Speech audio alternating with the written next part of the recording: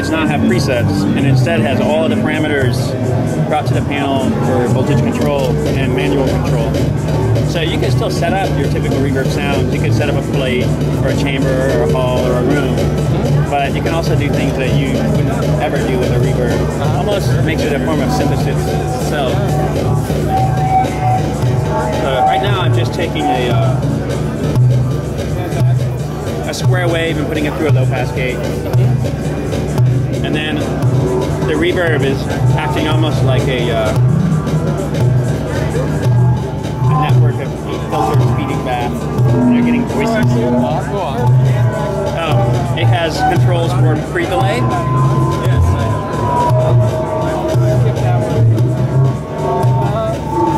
Tilt, which basically applies a really strong filter to the output so you can thin it out or make it more rumbly. So for example, it could be a lot more rumbly.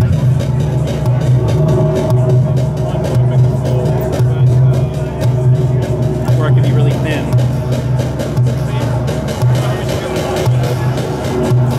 Then it also has a control for modulation internally.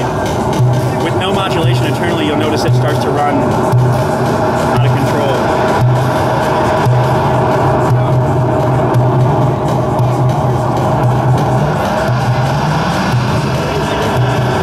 Goes from a room that's the size of a golf ball to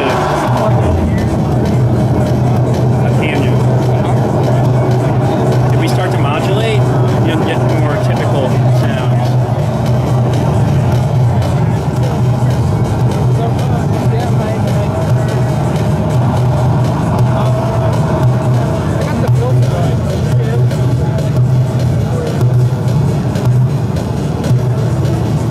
There's going to be tempo synchronization of the pre-delay and the modulation. That's not implemented yet.